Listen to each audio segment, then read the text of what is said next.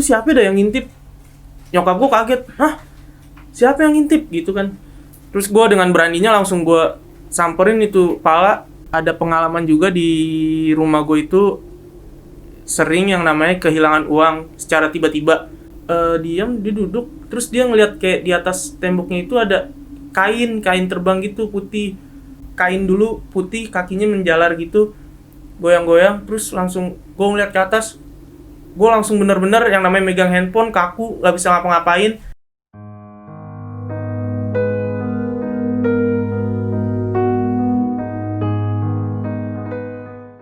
Untuk teman-teman semua, jangan lupa untuk subscribe channel ini, like dan share untuk mendukung perkembangan channel ini. Oke, tanpa perlu berlama-lama, mari kita mulai ceritanya. Halo semuanya, kembali lagi di Posko Horor. Nah, hari ini gue udah kedatangan temen gue, Rizky Ayub, biasa dipanggil Pangki. Dia mau berbagi pengalaman horornya di kesempatan kali ini. Gak usah berlama-lama lagi, langsung aja kita dengar cerita dari Pangki. Silakan ditonton. Halo, perkenalkan nama gue Pangki. Di sini gue mau menceritakan pengalaman horor gue yang mungkin sedikit agak menyeramkan bagi gue. Jadi ketika itu berawal dari di bulan puasa Ramadan tahun 2014-2016an lah kalau nggak salah. 2016an kalau nggak salah. Ketika itu almarhum nyokap gue masih ada. Dan seperti biasa di jam-jam sahur itu gue emang nggak pernah tidur. Gue bangunin nyokap gue buat sahur untuk masak segala macam itu sekitar pukul jam 2:30 kalau nggak salah. Jadi waktu nyokap gue masak, kan posisi rumah gue itu dapurnya emang ada pintu belakang gitu. Jadi nyokap gue kalau masak itu pintu dapur belakang itu selalu dibuka. Ketika nyokap gue lagi enak-enak masak, ketika gue keluar dari kamar, gue mau menuju ke dapur. Dari pandangan kamar gue ke ujung dapur itu emang jelas langsung keluar pintu dapur itu. Pas gue keluar, gue ngeliat kepala hitam botak ngintip di pintu dapur gue itu. Gue langsung teriak ke nyokap gue, ke almarhum, itu siapa dah yang ngintip? Nyokap gue kaget, hah? Siapa yang ngintip gitu kan? Terus gue dengan beraninya langsung gue samperin itu pala. Malah pas gue samperin, dia udah langsung kabur. Posisinya itu bentukannya dia kayak semacam, kalau orang bilang tuyul ya atau gimana gitu, pokoknya hitam. Langsung ngebut lari ke arah rumah temen gue. Ya gue abis itu langsung sama nyokap gue kayak, udah positif aja lah. Gue pikir kan juga mungkin hanya halusinasi gue, karena gue ketika itu emang belum tidur. Cuma kalau menurut gue itu juga ternyata ada pengalaman juga di rumah gue itu sering yang namanya kehilangan uang secara tiba-tiba. Gue gak mau suzon juga sih, karena mungkin di era sekarang mungkin udah gak ada sih yang kayak gitu-gitu, kayak mungkin miara tuyul atau apa mungkin. Tapi ya balik lagi, kayaknya itu cuma halusinasi gue. Dan keesokan harinya itu gue langsung, mungkin beberapa hari kemudian gue langsung mengalami gejala demam, sakit. Nah itu kalau kata orang-orang, ketika seseorang melihat sosok makhluk yang tidak biasa itu, mungkin keesokan harinya akan sakit. Nah itu kejadian di diri gue. Jadi gue langsung dibawa nggak dibawa sih, jadi nyokap gue minta air ustadz gitulah, pokoknya ke ustadz. Setelah itu emang langsung enakan badan gue gitu. Dan posisi gue juga langsung bisa gerak, bisa segala macam. Sebelumnya gue demam segala macam, panas. Ya mungkin pengalaman pertama gue itu sih yang bikin gue pertama kali ngelihat sesosok, mungkin itu. Kemudian ada lagi, ini mungkin ceritanya agak itu ya, agak berurutan ya. Karena itu terjadi di tahun 2017-an, 2018-an kalau nggak salah, 2018. Jadi waktu itu almarhum nyokap gue lagi duduk di depan teras rumah, itu keadaan pukul 9 malam deh kalau nggak salah, 9 malam, jam 8 jam 9 malam gitu. Dia lagi duduk sendirian, mungkin agak bengong juga ya, terus ya pikiran lagi kosong. Jadi waktu dia lagi diam duduk, dia nengok ke atas rumah orang gitu. Jadi bentukan rumah gue itu tembok rumah orang. Waktu nyokap gue diam, dia duduk, terus dia ngeliat kayak di atas temboknya itu ada kain terbang gitu putih. Dia penasaran, waktu penasaran langsung, gak taunya itu ya sesosok yang bisa dibilang kuntilanak sih kata dia. Langsung ketika itu dia langsung kaget, lemes, langsung teriak-teriak. Gue di situ panik, langsung gue bawa nyokap gue ke kamar. Udah waktu itu langsung keesokan harinya dia benar-benar sakit, jatuh sakit. Setelah itu balik lagi, dibawa, dimintain air segala macam. Untungnya nyokap gue juga mungkin fisiknya masih kuat, juga bisalah buat nahan buat badannya. Kenapa gue bilang berurutan cerita ini, karena nggak lama, seminggu kemudian gue balik dari rumah pacar gue. Waktu itu mungkin bukan pacar sih, mantan jatuhnya ya. Gue balik dari mantan gue itu sekitar jam 11, jam 12-an deh. Jadi ketika itu gue ngelewatin, jadi rumah mantan gue itu ngelewatin sebuah kebun gitu, kebun kosong. Nah di situ tiba-tiba aja telepon gue berbunyi. Telepon gue bunyi, gue angkat, gue berhenti di tengah-tengah kebun itu. Gue berhenti, terus gue angkat, ternyata itu kakak gue. Setelah itu gue agak main HP sebentar, gue dengerin nih suara, tiba-tiba ada suara tokek. Hitungan pertama gue dengerin, gue hitung 1, kedua, ketiga, keempat, kelima, dan keenam. Nah pas ketujuh itu gue langsung cabut dari jalanan itu. Mitosnya orang dulu itu kalau suara tokek yang berbunyi ganjil itu bisa menimbulkan atau memunculkan sesosok makhluk halus. Gue nggak percaya itu sih, cuma nggak mungkin, tapi kayaknya ini ada kemungkinannya juga. Dan ketika gue nyampe rumah, gue langsung masuk ke kamar gue tanpa cuci kaki, cuci muka segala macem. Gue tanpa ganti baju juga. Gue pokoknya itu langsung rebahan di kasur. Dan posisinya kamar gue itu emang ada lemari besar. Itu lemari bekas kakak gue, emang lemari besar gitu. Terus gue langsung rebahan. Nah, jadi posisi kasur gue itu langsung menghadap ke lemari itu. Dan waktu gue lagi rebahan, itu posisinya juga lampu sudah mati segala macam, pokoknya cuma suara kipas angin doang. Dan pencahayaan itu juga cuma dari pencahayaan layar handphone yang lagi gue mainin. Pas gue lagi mainin HP enak-enak, tiba-tiba aja mata gue tuh tertuju ke atas lemari itu. Dan ternyata itu sama halnya kayak yang dilihat nyokap gue pertama kali. Kayak gue ngelihat kain dulu putih, kakinya menjalar gitu, goyang-goyang, terus langsung gue ngeliat ke atas. Gue langsung bener-bener yang namanya megang handphone kaku, gak bisa ngapa-ngapain. Bener-bener gue gak bisa ngapa-ngapain, langsung kaku badan gue. Setelah itu langsung pas banget temen gue lagi online di WhatsApp, langsung gue telepon, gue loudspeaker. Dan ketika itu langsung bisa gue gerak, karena mungkin ada suara dari loudspeaker tersebut. Jadi gue berani gitu buat beranjak dari kasur gue. Nah setelah itu beranjak dari kasur gue langsung nyalain lampu segala macam, langsung gue ke kamar nyokap gue merinding segala macam. Pokoknya setelah itu gue nggak tidur di kamar gue lagi. Keesokan harinya gue cerita ke nyokap gue kalau gue ngelihat sesosok yang sama dia lihat ketika di luar rumah. Dan setelah itu juga nyokap gue bilang, ya paling lu nanti bentar lagi juga sakit. Dan bener aja sorenya itu gue langsung merasa badan gue gak enak, demam segala macam. Pokoknya bener-bener sakit deh, langsung lemes, drop badan gue. Terus langsung nyokap gue juga udah langsung aja mintain air. Akhirnya gue mintain air lagi.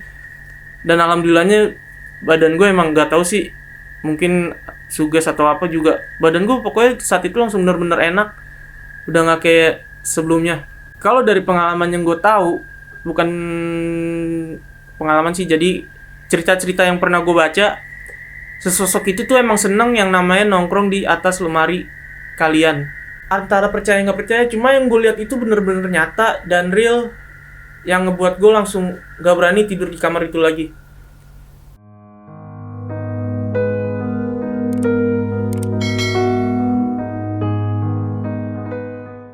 Ya jadi itu tadi pengalaman horor dari Pangki. Nah, kita kayak biasa di Posko Horor abis dengar cerita kita coba tanya-tanya dikit, kita gali-gali lagi tentang pengalaman horornya Pangki ini. Nah, Pangki, Ya, no. lu kan tadi cerita kalau misalnya pertama itu lu lagi masak sahur nih. Ya. Ya kan, lu masak sahur terus tiba-tiba karena rumah Itu nyokap yang masak. Oke, nyokap lu yang masak. Nah, nyokap lu kan masak sahur. Terus tiba-tiba lu main ke dapur gitu kan. Iya. Nah, lu main ke dapur. Karena gue emang biasa kalau sahur tuh sering bantuin nyokap now. Oke. Nah, pas lu masuk pas lu di dapur itu kan lu itu emang posisi lu kalau masak pintu belakang pasti lu buka. Iya, pasti dibuka. Nah, itu yang lu lihat itu bentuknya botak hitam itu ukurannya gimana? Tinggi kah? Pendek atau gimana? Jadi gini now, ketika gue lagi keluar kamar, sedang gue menuju ke dapur, emang kan jadi kamar gue itu langsung menujunya ke dapur. Pas gue keluar kamar, jalan ke dikit 3-4 langkah deh kalau nggak salah, gue langsung lihat kepala itu langsung nongolin aja gitu dari balik pintu itu, dari balik tembok yang pintu itu. Posisinya cuman pala manusia gitu now. Emang bener pala manusia, cuman semuanya hitam, botak, gosong gitu pokoknya. Terus gue panik, langsung gue teriak ke nyokap gue, "Mi, itu siapa?" kan gue gituin. Kata dia, "Apaan sih?" kata dia. "Itu ada orang nengok," gituin kan. Dia nggak percaya, "Apaan sih orang masih jam segini?" katanya gitu. Nah, nyokap gue di situ positive thinking juga, dia berpikir kayak, paling itu Paudin itu tetangga gue kan, emang biasa dia iseng gitu. Paudin paling, enggak, bukan. Gue dengan yakinnya itu bukan Paudin, karena yang gue lihat itu emang bener-bener hitam, botak, bukan Paudin. Pokoknya nggak mungkin lah Paudin kayak gitu menurut gue. Sampai gue kejar, dan itu gue lihat dia emang nggak melangkah, cuman langsung sekelebat aja gitu lari ke arah rumah temen gue. Oke. Itu. Nah, terus kalau misalnya tadi lu bilang kan habis sosok itu dan sempat ada kejadian di daerah rumah lu itu kehilangan uang kan? Bukan. Di rumah gue itu sebelumnya emang sering kayak yang namanya kehilangan uang. Tiba-tiba kayak bokap gue hilang duitnya, atau nyokap gue. Nah, itu ponakan gue gitu. Itu apa namanya, sepengetahuan lu aja gitu. Itu ada ada faktor dari makhluk itu nggak sih? Dan kan lu tadi juga bilang dia lari ke rumah temen lu. Nah, pas dia lari ke rumah temen lu itu temen lu kehilangan duit apa enggak? Kalau dari cerita yang bokap gue ceritain, jadi gini jadi zaman dulu itu emang, ini udah lama sih ya, ini kayak ibaratnya cerita rakyat. Bukan cerita, bisa dibilang cerita rakyat. Tapi emang ini kejadian karena dulu waktu bokap nyokap gue masih baru tinggal di sini di rumah gue, itu sempet rame yang namanya kayak tuyul, babi ngepet, begitu nah. Jadi itu emang benar-benar uang masyarakat tuh ada aja yang hilang, yang di dalam koper lah, yang itulah. Dan ketika itu juga gue nggak mau suzon ya, cuma ini namanya cerita rakyat lah, cerita kuping ke kuping, mulut ke mulut. Jadi ada salah satu warga, ya gue nggak mungkin nyebutin daerahnya juga kan. Salah satu warga itu dia meninggal dalam keadaan gosong, dan mukanya sih kayak bentukannya tuh emang udah kayak bukan orang gitu now. Terus ketika diangkat dari kasurnya itu duit semua. Duit, bener-bener duit katanya. Oke. Itu nah, jadi bokap gue tuh berpikiran kayaknya ada lagi nih yang kayak gini-gini nih gitu. Oke. Nah, terus kan lu juga tadi cerita kan ada ada sosok yang di lemari rumah lu, dan yang itu yang lihat bukan cuma lu doang, almarhumah nyokap lu juga lihat. Itu sosoknya tuh kayak gimana sih, kalau gue boleh tahu, gambaran utuhnya itu sosoknya kayak gimana? Gambaran utuhnya tuh gimana ya now? karena gue panik juga ya ngelihat, kaget gitu. Karena waktu itu gue bener-bener lagi main handphone, posisinya handphone gue lagi tiduran, handphone gue begini, jadi gue tiduran gini. Di depan gue itu emang bener-bener lemari besar, dan pencahayaan itu emang cuma dari handphone. Tiba-tiba aja mata gue langsung tertuju ke atas lemari itu, Nal. Oke. Karena gimana ya, lu pasti ngerasain kayak yang kalau ada yang ngeliatin lu tuh pasti kayak ngerasa gitu dari mata lu sendiri. Nah, jadi gue ngerasa kayak gitu pas gue tertuju mata gue ke lemari itu. Pertama itu yang gue lihat kaki, emang bener-bener kaki cuman ngambang doang, kaki duduk di atas lemari itu, kaki kain putih.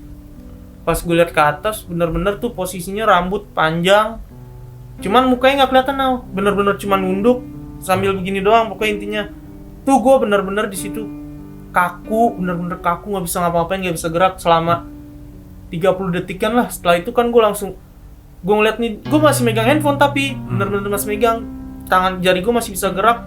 Gue langsung nelfon temen gue loudspeaker. Di situ gue mulai langsung kayak bisa ke distract, gue bisa gerak, gue bisa gerak di situ, Nal. Jadi bukan lu rep-repan ya? Bukan rep-repan, karena emang posisinya gue bener-bener baru pulang, gak cuci kaki lagi, gak cuci muka segala macem, gue langsung rebahan di kasur di situ. Oke. Nah, terus reaksi abis itu reaksinya tuh sama nih lu sama almarhumah nyokap lu, sama-sama langsung sakit abis kejadian itu. Beberapa hari kemudian, 2 hari, sehari kemudian gue langsung badan gue nggak enak gitu, langsung pusing sama kayak yang dialami nyokap gue gitu. Nah, terus setahu lu itu kan tadi lu bilang cerita bahwa sebelumnya lu tuh sempet di kebun kosong berhenti. Nah, itu sosok itu nempel dari situ atau emang udah ada di rumah lu? Nah, itu dia. Gue juga yang gue pikirin itu juga dari dulu sampai sekarang, kayak apa gue diikutin, apa gue ada yang nempelin. Cuma kalau gue pikir-pikir lagi, karena kan itu posisinya juga sebelumnya nyokap gue ngalamin, Nal. Gue pikir juga itu kayaknya emang udah penghuni rumah gue, mungkin gitu loh. Kayak kalau diikutin juga ya gimana ya, kalau diikutin mungkin sosoknya mungkin banyak kali, nggak satu yang sama kayak gue lihat sama nyokap gue gitu. Nah, yang bikin gue make sense itu ya itu paling kayak nyokap gue lihat ini, gue juga lihat ini, berarti kan sama, mungkin emang penunggu rumah gue itu, Nal. Tapi kalau misalnya lu kan tadi juga sempat bilang kalau semua itu selesai dengan ketika lu dapat air lah, kayak gitu. Nah, habis itu apakah rumah lu coba dibersihin atau ya udah begitu biarin deh? Jadi gini, gue itu dari dulu, dari nyokap gue, dari anaknya yang pertama sampai gue terakhir itu ibaratnya juga nyokap gue bukan keluarga gue sih, bukan musyrik juga sih jatuhnya, kayak ya minta bantulah, minta tolong kan sama yang lebih ahli gitu. Kayak jadi emang ada salah satu ustadz di daerah rumah gue yang emang orang-orang bukan dari daerah rumah gue doang sih yang datang, dari luar daerah juga datang banyak buat kayak minta bantuan, kayak ya dipermudah lah. Tapi bukan musyrik ya, bukan gimana sih cara ngomongnya gitu, tapi minta tolong lah kalau ya, kejadian mistik gitu loh. Jadi itu gue emang benar-benar ketika gue dikasih air, gue kan dikasih bacaan sholawat segala macem, itu juga beberapa menit, setengah jam kemudian badan gue langsung enak, Nal. Langsung keluar keringet dingin, langsung wah, gue emang benar-benar langsung bisa beraktivitas lagi deh. Gitu. Mungkin juga itu yang biasa orang sebut kayak kaget gitu kalau ngeliat setan gitu. Oke, cukup menarik ya sebenarnya pengalaman dari Pangki ini. Nah, terakhir nih Pangki, sebelum kita tutup.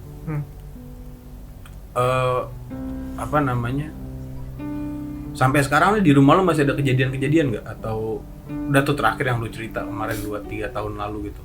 Sebenarnya ada sih kejadian ganjil yang menurut gue. Kayak gue kan emang anaknya kan sering begadang gitu, nggak tidur sampai subuh. Dan kayak misalkan gue lagi sholat nih subuh, jadi sholat subuh gue di rumah sholat subuh, emang keadaan rumah tuh emang kalau malam kan emang udah gelap gitu. gue sholat subuh di rumah. Emang ada ruangan khusus buat sholat, ada di depan ruangan sholat gue itu emang ada lemari. Emang rumah gue tuh banyak lemari tua gitu. Lemari, dan gue sholat emang depan gue itu lemari. Ya gimana ya, bisa dibilang gak khusyuk. Emang bener jadi gak khusyuk gitu sholat gue now. Karena ketika gue lagi sholat subuh, gangguannya itu gak main-main gitu. Kayak lagi sholat, baru mulai sholat nih, tiba-tiba aja lemari itu ngegabruk sendiri. Kayak ada yang gebuk atau goyang gitu. Goyang gitu, langsung bruk gitu. Gue juga wah langsung jiper juga, gue lagi sholat kayak gitu. Kayak wah anjrit nih dalam hati gue. Udah, cuman ya gue percaya aja lah, gue lagi bertemu sama Tuhan gue gitu loh. Buat minta perlindungan juga.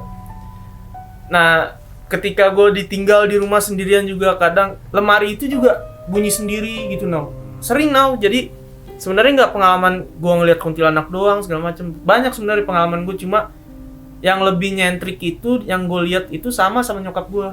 Yang ngalamin kalau segala macem kayak lemari lah itu gue doang. Bener-bener pure gue doang. Nggak ada yang ngalamin.